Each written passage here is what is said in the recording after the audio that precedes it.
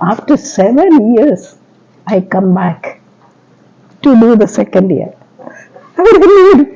So first year you discontinued. After 7 years of work, you came back for the second year. I did a year and college thoroughly changed the curriculum. It is in Bombay University, college Bombay University. So they had a lot of freedom to change even university didn't know what to do. അവരെല്ലാം ചെയ്തു rural field work, tribal field work, lot of elective subject. ഞാൻ ചോദിച്ചതെല്ലാം വീട് കിട്ടി. അപ്പം second year going in to almost finishing 83, 84.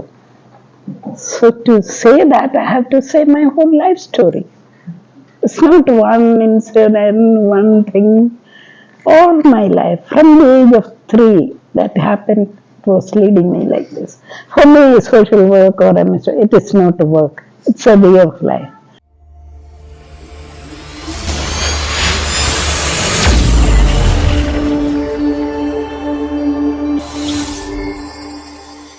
With your life, what you want to do? That again, you cannot have a dream. I want to be this. Again, depends upon each second, each minute, what you do. Where are you heading? So each step is taking you somewhere. Where are you heading? So it's a big question. Polls are asked whether it is money. There are so many factors other than the money also which is going to influence your decisions often. Now, with what factors, which factors that you go, that decides how much you are in self-control. Daya madam or Messi madam is in complete control of herself. Nobody can influence her. So I can offer her, madam, please come and teach with me from in our college from tomorrow. I know what is the answers that she is going to give, because I cannot make that offer to her.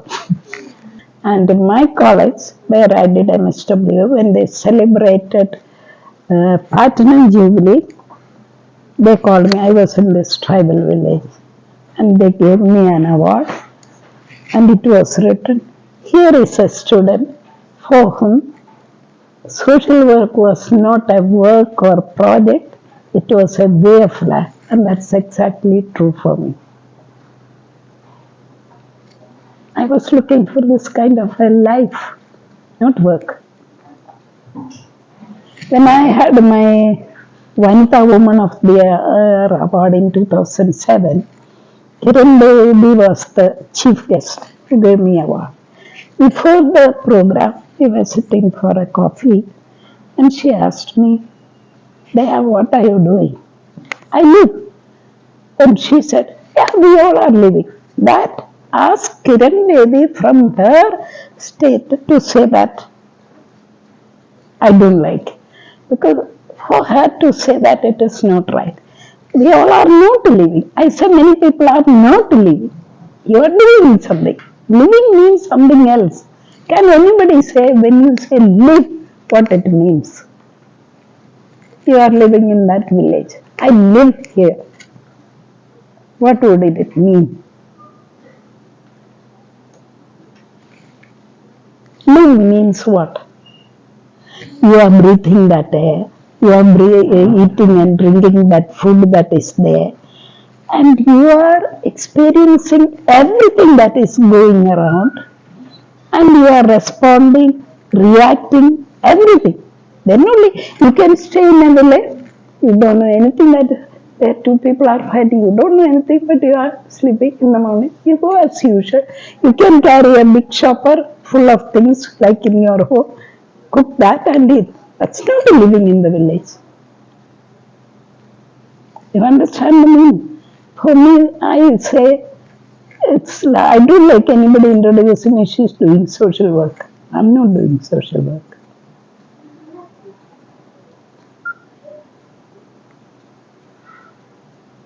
So I think we have to come, I don't say fully that level, put your life into it. Then only it is meaningful.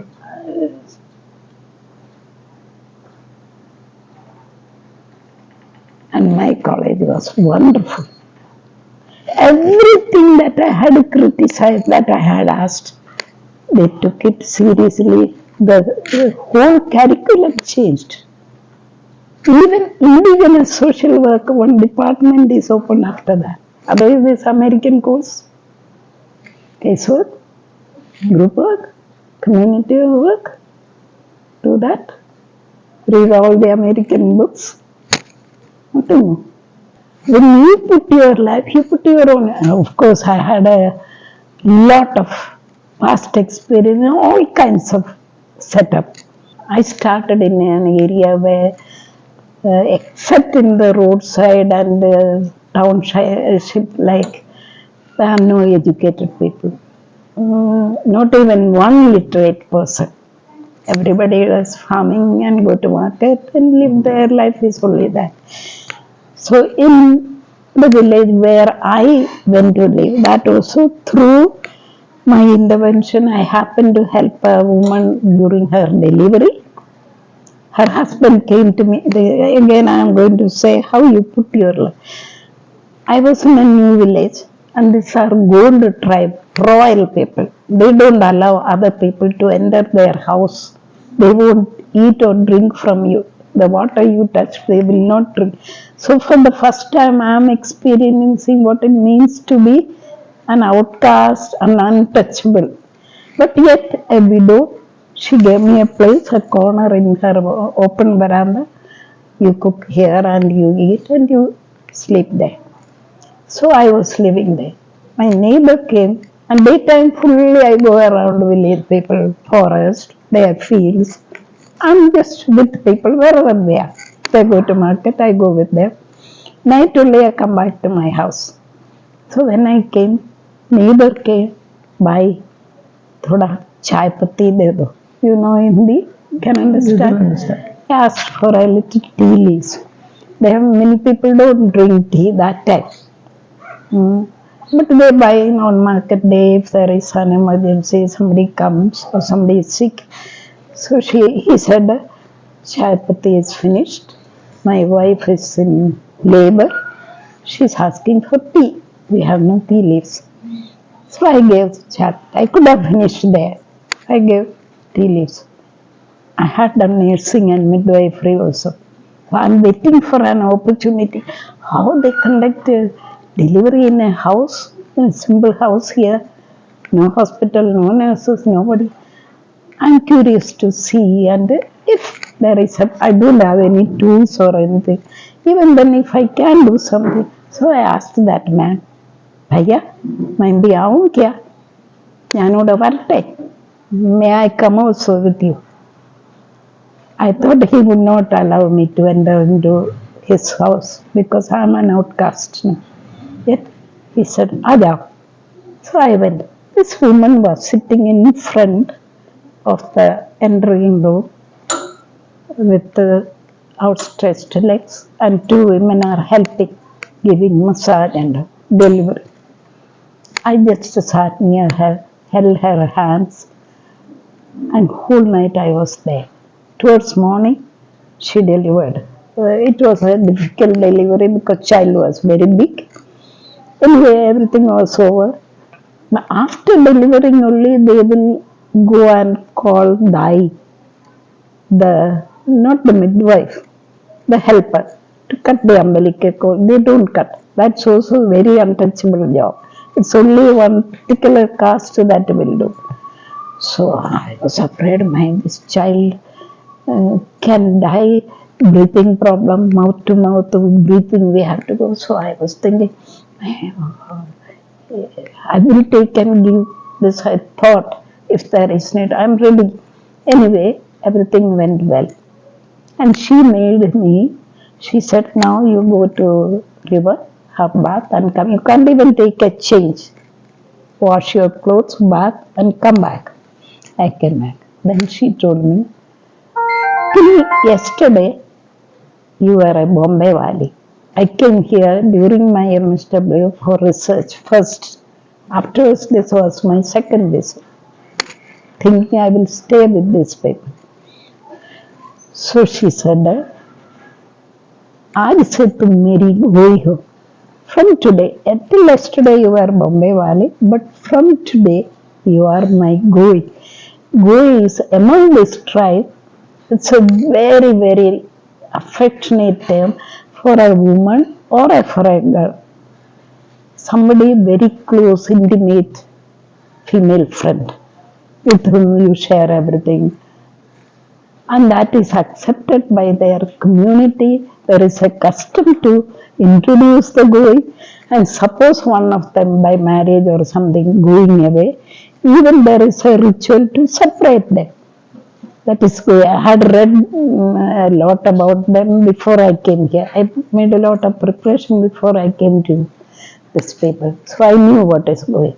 I was so moved because a stranger, an outsider, she's making Goi. And then she said, for Deepavali, you come to my parents' village. I will introduce you as my Goi. It was from that I got an entry into their community, living, going to other villages, settling. This is my. So when I went to that village, not even one person was literate. And this was World Bank adopted this village. There was a pilot project for World Bank development for this block. Yet, there was no electricity, there was a transformer, nobody had connections or electricity in the house. People drank water from the river. No well, no hand pump, nothing. Nobody literate. This was development with the World Bank. From there began my intervention there.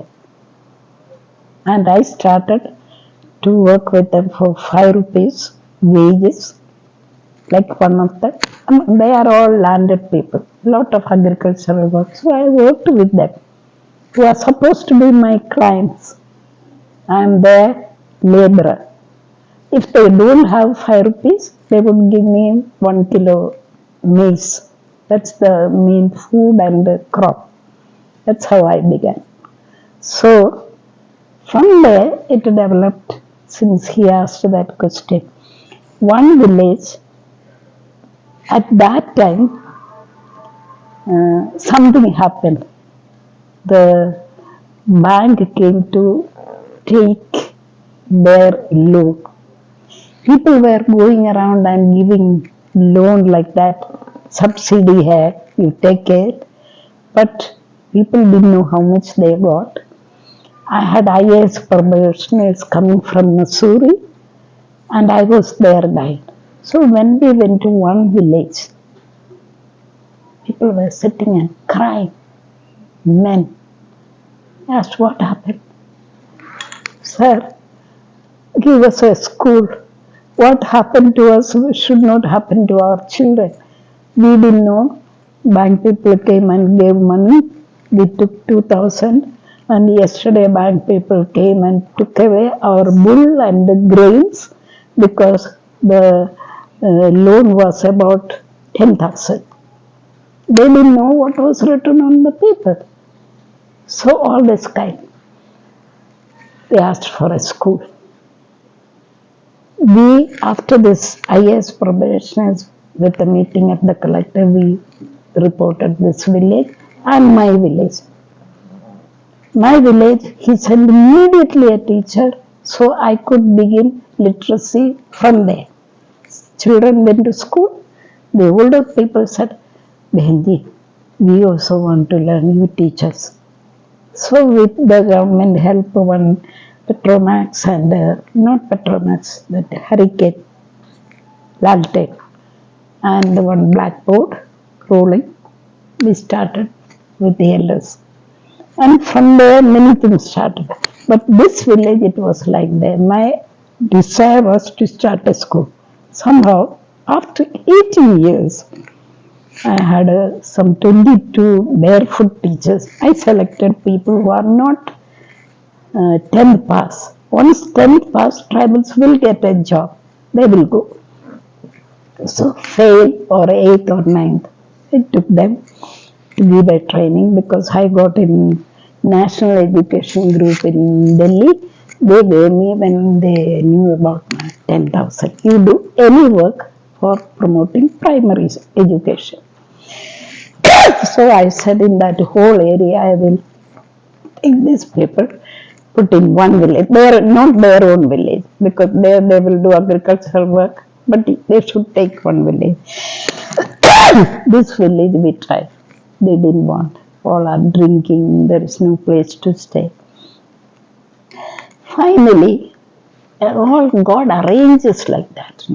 UNICEF came out with a project, pilot project for education, community-based primary education. Since I am like a professional social work, they put me as their monitoring and training and all that. So I saw that they should give from the whole panchayat, they had a facilitator to give training. So I said, for this panchayat there should be somebody, and this village. But this panchayat no school for Margitola. It's 100% tribal.